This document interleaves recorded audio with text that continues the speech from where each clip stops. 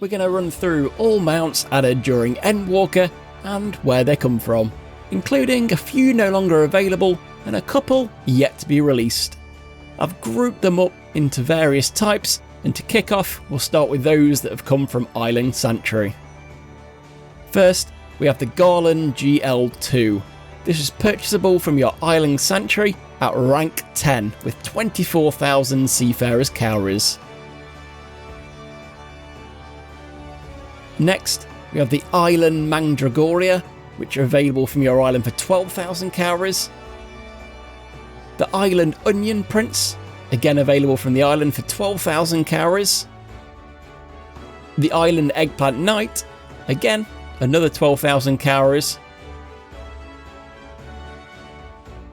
And then the Island Alligator, which required you to reach island rank 12 and cost 35,000 calories. The Island Garlic Jester for 18,000. The Island Tomato King for 18,000. The Island Mandagorian Queen, also 18,000. Then next, the Island Buffalo, which then required you to get island rank 16 and cost 50,000 calories. Then the last calorie mount, which was the Garland GL2T, which costs 100,000, and this time is actually a 2-seater mount. And then wrapping things up for the Island Sanctuary, we've got the Island Perifool, which is actually an RNG drop from the Sanctuary material containers, which are brought with 10 Fetilicious tokens, obtained from the Fetilicious Favours in your workshop, which are added as additional content in 6.5. This one could also be purchased from the market board. And the last one wrapping up Island Sanctuary is the Island Addendum. This one brought with 200 vegetable vouchers, and these are again purchased for 10 Fetilicious tokens each, obtained again from Fetilicious Favours. Again, this one can also be brought from the market board. Next up are a handful of mounts which are all obtained in the same way. That is either from one gold certificate from Wondrous Tales handed into Chloe in Idleshire, or traded for faux leaves with the Fox Commander in Idleshire, earned via the Unreal Trials. Firstly, Caledontius. Then we have the Troll. Third, the Wondrous Lana. Fourth, the Magitic Children's Bed. And lastly, from 6.5, the Sabotender de la Luna. Noting all 5 of these mounts can also be purchased from the market board. Moving on, Endwalker brought us 3 new mounts via treasure maps. First, the Alkanos mount. This is brought with 3 resplendent feathers. These are mainly dropped from the treasure map dungeons, coming from either Excitotron 6000 or the Shifting Gymnasium of Aganon. Next would be the Phenom mount. This one brought with 3 burning horns. These are exclusively dropped in the level 90 treasure map dungeon, the Shifting Gymnasium of Aganon. And lastly, Pinky, this time brought with 3 bottles of Exciting Tonic, this time dropped from the other dungeon, the Excitotron 6000. Noting all 3 of these can also be brought from the market board. Next, the Hunt, which brought us 2 mounts in Endwalker. Firstly, Victor. This is an extremely rare mount, obtained via an achievement for killing 2,000 A ranks and 1,000 S rank hunts in Endwalker areas. The second hunt related mount was the Vinegaroon, which is brought with 3,200 sacks of nuts, which are obtained from Endwalker or Shadowbringers hunt marks. The next section is those mounts, unfortunately tucked away in the cash shop, purchasable for real money. First up, the Aryan mount. Slightly different from the rest, this one actually is part of the bundle for the Endwalker Collector's Edition of the game. If you don't have this and you want it, you can still go to the Mog Station and upgrade your current version to receive this mount. The rest are all simple purchases from the Mog Station, so to go through fairly swiftly, we have Papa Piessa, the Mega Shiba mount, the lovely Mechanical Lotus, the Tintillating Starlight Steed, the whimsical Magicked Umbrella, the very similar Magicked Parasol, the set of Cerulean Balloons, the exceptional Shadow Wolf, absolute crime that this wasn't a savage mount at some stage, and lastly the Garland GL IS, noting this last one is also a 2-seater mount. Next, as usual, Savage Tears brought us 3 new mounts. The Demi Phoenix, which dropped from P4S, the Sunforged mount, which dropped from P8S, and after the last 2 epic mounts, the Megalombistoma, probably pronouncing that wrong, which dropped from P12S. Next, a couple of miscellaneous mounts related to quests. So we've got the Argos mount, which vast majority of people will have, as it's dropped from the Endwalker MSQ. And then the rather cool UFO mount, added to the game very recently for completing the Endwalker Hildebrand to story quest lines. Next, new content Endwalker, the Variant and Criterion dungeons added 6 mounts to the game. First up, the Sildane Throne. This is dropped from another Sildane Subterrane Criterion dungeon, or brought for currency from that dungeon, or from the market board. Next, Silky, lovely mount, achievement for completing all 12 routes of the Sildane Subterrane variant dungeon. The next round of dungeons brought us the Shinchioji mount, which was dropped from the Mount Rocken Criterion dungeon, again could also brought for currency from that dungeon or from the market board. The Bora Bora Chochin was then the mount for completing all 12 routes of Mount Rocken variant dungeon.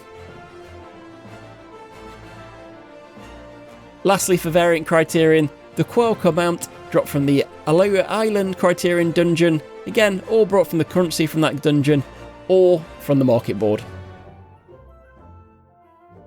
And then Spectorial Statatis was the final variant dungeon mount for completing all 12 routes of the Aloha Island variant dungeon. Next, we had 2 mounts added to the Gold Sorcerer in Endwalker. Firstly, Pod 602, purchasable for 300,000 MGP. And secondly, the more expensive Blackjack mount, this one being a 4-seater mount, aptly costing 4 million MGP. Endwalker also added 2 guild purchasable mounts for those people with big bank. The Magitech Avenger G1, brought for 50 million gil. And the Chrysomolius mount, also brought for 50 million gil, both obtainable in Mordona. Next up, 2 mounts related to fates. Firstly, the Level Checker mount. This is brought in Razat-Tam with 12 She-Bolts, which are dropped by the Fate Omnicom Recall Killing Order in Ultima Thrall. Second with fates, we have also another super rare mount, the Wyver mount, brought with 500 bicolour gemstone vouchers, each costing 100 bicolour gemstones. To have access to the vendor for this, you need to have all Endwalker zones at Shared Fate rank 3. Next, we have a chunky set of 8 mounts related to the Extreme Trials. First, the Links of the Eternal Darkness, dropped from the Zodiac Extreme Trial. We have the Links of Divine Light, dropped from the Hydaelyn Extreme Trial. The Blue Feather Links, dropped from the Ensinger's Aria Extreme Trial. The Links of Imperious Wind from the Storm's Crown Extreme Trial. Links of a Righteous Fire dropped from the Mount Ordeal's Extreme Fight Trial. Links of Fallen Shadow dropped from the Voidcast Dias Extreme Trial. And the Links of Abyssal Grief dropped from the Abyssal Fracture Extreme Trial. Noting for all of those mounts just mentioned, in addition to drops from the trials themselves, they can also be exchanged for 99 tokens received from the trials. Lastly in this section, we've got the Endwalker Extreme Trial Ultimate mount, this time the Apocryphal Bahamut mount, which is obtained after collecting all of the previously mentioned 7 Extreme Trials and doing a very short additional quest. Next, the Endwalker Deep Dungeon Erika Orthus brought us 2 new mounts. First, the Orthus Cracklaw, which is an RNG drop from the gold sack in the Deep Dungeon Erika Orthus. This can also be found on the market board. And secondly, Etuna, which is obtainable after completing all 100 floors of Erika Orthus Deep Dungeon 4 times. Next, we have 1 mount added in Endwalker Custom Deliveries. This was Andon III, and this was from getting max rank from Andon for Custom Deliveries, which was in Elmeg. And for the last section, before we get to the unobtainable mounts, we have 3 mounts added via Endwalker Beast Tribes. First up, the Hippo Cart, which is purchasable after getting the Arkan Sedona Beast Tribe to rank 7 Sworn. Second, the Mumiziv mount, which is purchasable from the Omnicron Beast Tribe after getting them to rank 7 Sworn. And lastly, the Moonhopper mount, this time purchasable after getting the Loporrit's Beast Tribe to rank 7 Sworn. Next, we have that very unfortunate section of mounts, which at least for the time being are no longer available in the game. The first 4 mounts in this section are all related to PvP. First, the Dreadnought mount. Can technically argue the content for this, which was the Feast Season 20, was actually part of Shadowbringers. But the mount itself was added at the end of the Feast Season 20 on 6.0 launch, and was given only to those players who ranked top 100 in each data center for that season of the Feast, making it extremely rare in the game. Next, we have the Falgear mount, which is a PvP mount from Series 2 of the Crystalline Conflict.